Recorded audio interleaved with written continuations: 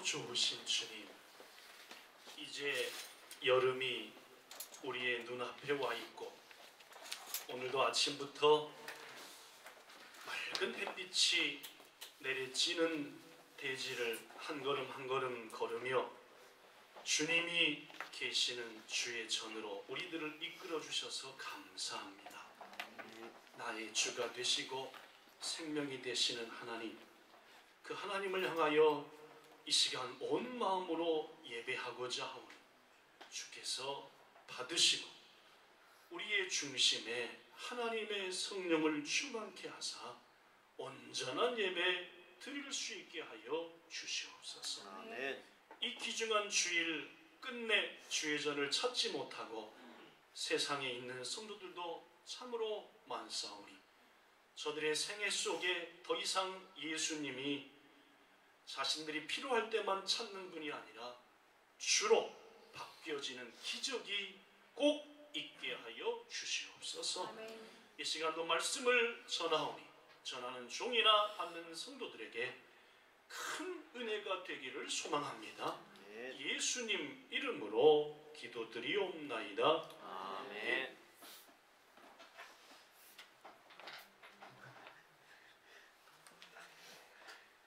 안 보이는 분들이 몇 분 계시니까 빈자리도 많은데 어떻게 해야 할까요? 제가 이름을 부를까요? 알아서 왔다 갔다 하면서 저를 보이게 앉으시면.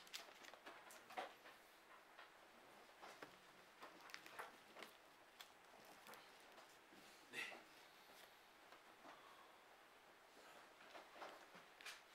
제 두 눈 다 보이십니까? 안 보이시죠? 두 사람 정도가 제 두 눈이 안 보일 것 같아요. 아, 보이십니까?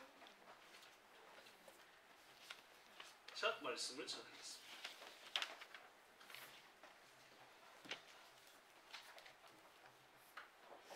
오늘은 인사하지 않고 곧바로 말씀을 시작하겠습니다. 부활절이나 성령강림절이 되면은 어떤 말씀을 전해야 될까 굉장히 다른 때하고 틀리게 고민을 많이 하게 됩니다.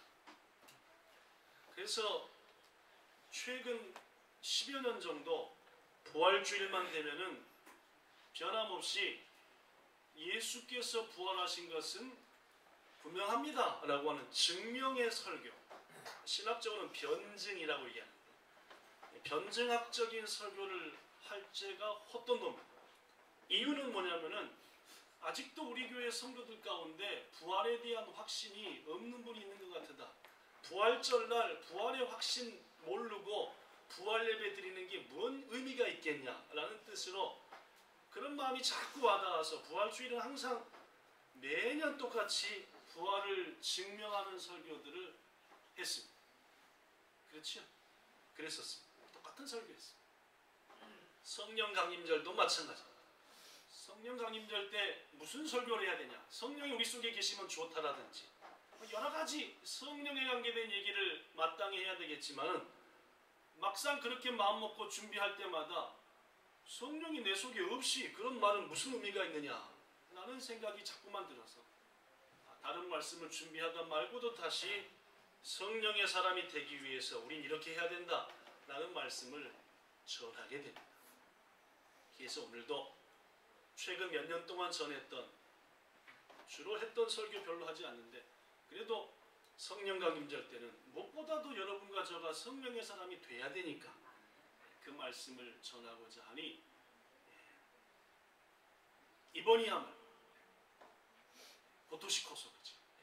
이번이야말로 반드시 성령의 사람으로 거듭나기를 간절히 소망합니다. 더불어 그렇게 되는 은혜가 있기를 예수님 이름으로 부탁합니다. 저는 최근 성령 강림절 설교를 할 때마다 한 가지를 물으면서 설교 시작했습니다. 맨날 물었던 거니까 기억날 겁니다. 질문의 내용은 여러분과 저가 신앙생활을 함에 있어서 성령은 어느 정도 우리에게 중요한가 라는 얘기입니다. 다시 한번 얘기합니다. 우리가 신앙생활을 바르게 함에 있어서 성령님의 역할이 도대체 어느 정도일까? 3개 문항을 드렸습니다. 1번, 성령께서 우리 속에 계시든 말든 나는 온전한 신앙생활을 할 수 있다. 이게 1번. 자, 2번, 성령은 어느 정도 내 신앙생활에 도움을 주니까 성령께서 내 속에 계시면 신앙생활 하기가 훨 낫다. 3번, 성령이 내 속에 계시지 않으면 신앙 자체를 할 수 없다. 이것이 여러분에게 내렸던 복이었습니다. 몇 번이었죠, 답은? 3번. 진짜로 인정하십니까? 3번이다. 아멘. 물론입니다. 금년, 작년, 그작년 몇 번 말씀드린 대로 성령께서 우리 속에 계시지 않으면 온전한 신앙생활 절대로 안 됩니다. 여러분에게 몇 군데 구절을 소개했습니다. 첫 번째, 오늘 본문 3절입니다. 성령이 아니고서는 누구든지 예수를 주시라 할 수 없다는 말. 우리의 신앙생활 속에서 가장 중요한 것은 예수가 주가 되어야 됩니다. 여러분은 예수님을 주로 모시고 사십니까? 아멘. 그분이 뭐라고 말씀하시고 뭐라고 마음속에 응답을 주든지 네, 저는 주의 종입니다 하고 따르시냐 그 말이에요. 예수 그리스도가 우리에게 진정한 주인 되시기 위해서는 여러분과 저 속에 성령이 계셔야 됩니다. 아멘. 고린도후서 1장 22절에 보면은 하나님께서 우리를 인치셨다. 넌 내 거야. 넌 내 자녀야. 하고 딱 도장을 찍으신 다음에 보증으로 성령을 주셨다. 라고 말합니다. 다른 말로 얘기하면은 우리 속에 성령이 안 계시면 우리는 하나님이 도장 찍은 자가 아니다 그 말입니다. 여러분과 저가 하나님의 자녀라 확실히 인정받는다고 한다면 여러분과 저 느낄 수 있습니다. 내 속에 누가 계시다? 성령이 계시다라는 것을 말입니다. 갈라디아서 4장 6절에 보면은 하나님의 성령이 우리 속에 계실 때야만이 하나님을 아버지라 부릅니다. 우리는 교회에서 기도할 때 하나님 아버지 합니다. 그러면 교회를 안 다니는 사람은 호로자식이라 그러지. 닐 낳아준 아버지가 있는데 어디다 대고 아버지라고 하느냐. 물론 그렇습니다. 못됐다 합니다. 그러나 성령께서 여러분과 저 속에 계실 때 우리는 하나님을 비로소 아버지 하면서 기도할 수 있다는 말입니다. 전 여러분에게 물어보겠습니다. 여러분의 기도 생활 가운데 아버지 하면서 기도하신 적이 얼마나 되십니까? 그렇게 기도하셔야 돼요. 무릎 꿇어서 기도할 때 아버지 하나님 하고 아버지 하나님이라는 6마디만 하더라도 여러분의 마음이 하나님께 열려짐을 느끼셔야 합니다. 그것은 뭘로 가능하느냐?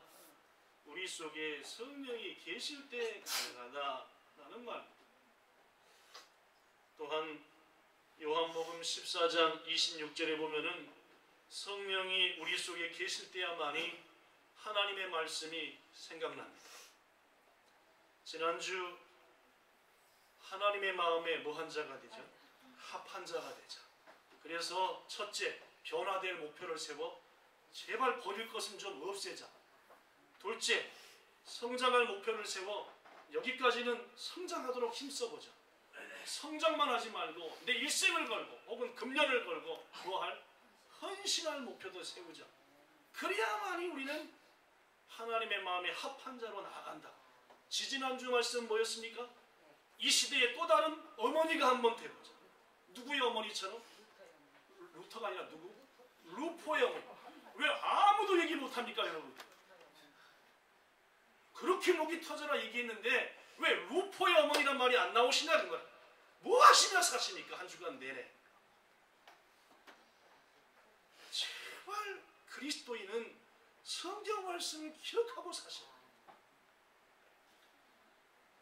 주일날만 예배드리고 그 외에는 헛돈도 자기 생각으로 사는 것은 그리스도인이 아니에요. 하나님의 말씀이 생각나고 기억하기 위해서는 성령의 사람이 되셔야 돼요. 제가 정말로 여러분에게 부탁하기는 성령의 사람이 되셔야 돼요. 아멘. 그래야 그리스도인이 되시고 그래야 하나님을 아버지라 부를 수 있고 그래야만이 말씀이 생각나는 것입니다.